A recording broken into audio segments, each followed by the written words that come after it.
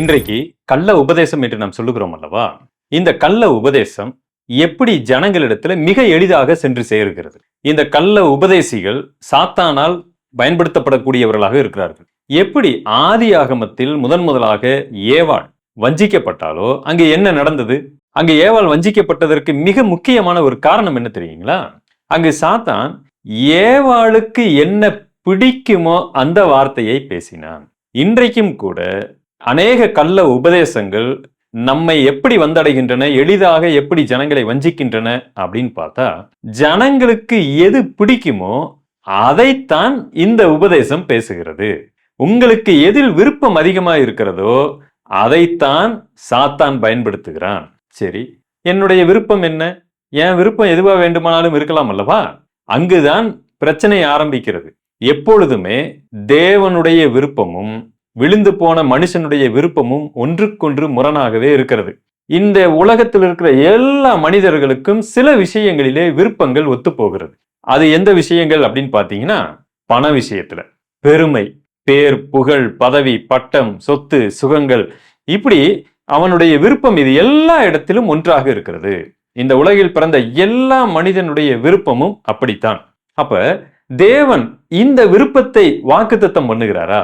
தேவன் யாருக்காவது போய் வாப்பா உன்னைய நான் உலகத்திலேயே நம்பர் 1 பணக்காரனா மாத்தி விடுகிறேன், உலகத்திலேயே உன்னைய உயர்வானவனாக வைத்து விடுகிறேன், எல்லாரை விட நீ எப்படி இருப்ப, மேல இருப்ப, அந்த மாதிரி உன்னை வைத்து விடுகிறேன், அந்த மாதிரி ஏதாவது இந்த உலகத்தில் இருக்கிற அந்த மேன்மையை வாக்குத்தத்தம் பண்ணுகிறாரா அப்படின்னு கேட்டா இல்ல.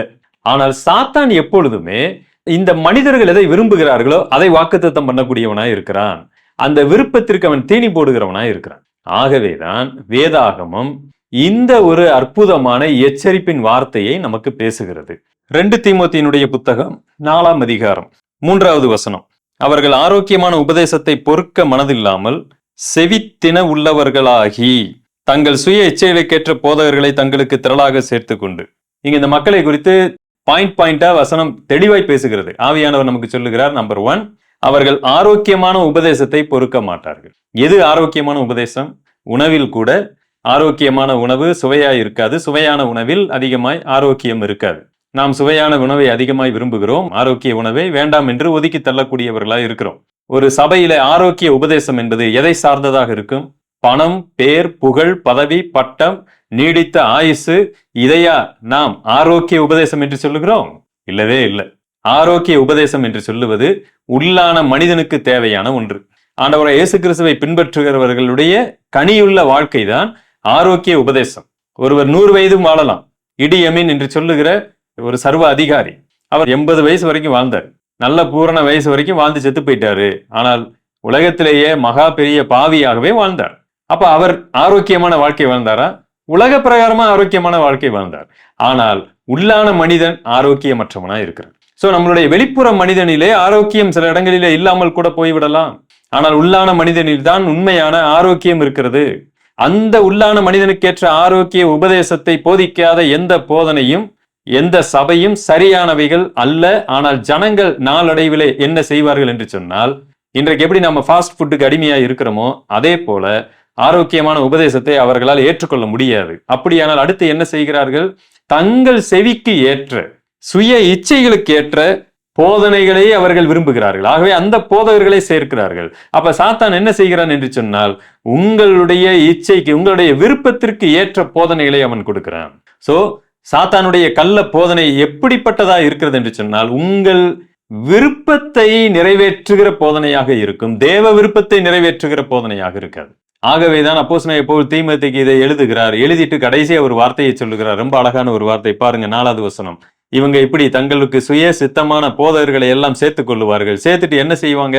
சத்தியத்துக்கு செவியை விலக்கி கட்டுக்கதைகளுக்கு சாய்ந்து போகும் காலம் வரும். அதனுடைய நோக்கமே, நீங்க சத்தியத்தை விட்டு விலகி இருப்பீர்கள். உள்ளான மனிதனுடைய அந்த ஒரு கனியுள்ள வாழ்க்கை, அதிலிருந்து நீங்கள் விலகி இருப்பீங்க.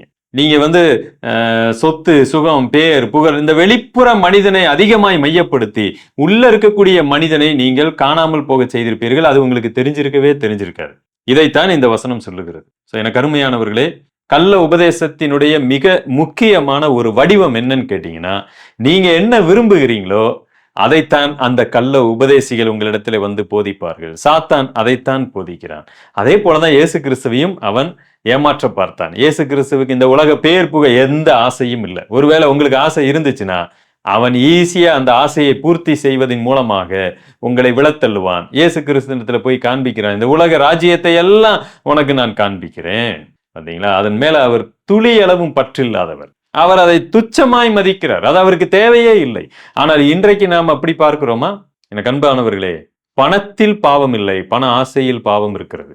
பொருளில் பாவம் இல்லை, பொருளாசையில் பாவம் இருக்கிறது. இன்றைக்கு அநேகர் நம்முடைய செய்திகளிலே, எனக்கு வரக்கூடிய எல்லா சபைகளில் இருக்கக்கூடிய செய்திகள் எல்லாம் பண ஆசையை தூண்டுகிறதா இருக்கிறது. நம்மை பணக்காரர்களாக மாற்றக்கூடிய ஒரு வேட்கையை ஏற்படுத்தக்கூடியதா இருக்கிறது. ஆக மொத்தத்துல எனக்குள்ள மறைமுகமாக ஒரு பண ஆசையையும் இச்சையையும் அவன் கொடுத்து கொண்டு இருக்கிறான். எனக்கு அன்பானவர்களே, தப்பித்துக் கொள்ளுங்கள். அடுத்த ஒரு பதிவிலே உங்களை நான் சந்திக்கிறேன். தேங்க்யூ. God bless you.